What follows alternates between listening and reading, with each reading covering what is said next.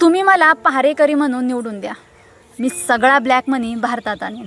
मग प्रत्येकाच्या खात्यावर 15-15 लाख येतील. मी जर सत्तेत आलो तर शेतकऱ्यांच्या फायद्याचा स्वामीनाथन आयोगाचा अहवाल 1 महिन्याच्या आत लागू करेन. मग शेतकऱ्यांना 1.5 हमीभाव मिळेल. मंडळी, हे व्हिडिओ आजही सोशल मीडियावरती किंवा यूट्यूबवरती आहेत. तुम्ही ते बघू शकता.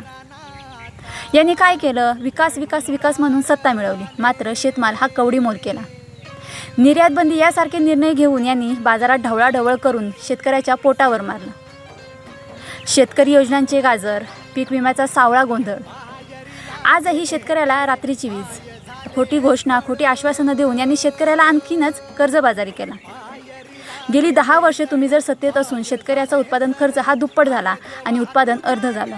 मग आता कोणत्या तोंडाने तुम्ही आमच्याकडे येत आहात पुढल्या पंचवार्षिकसाठी?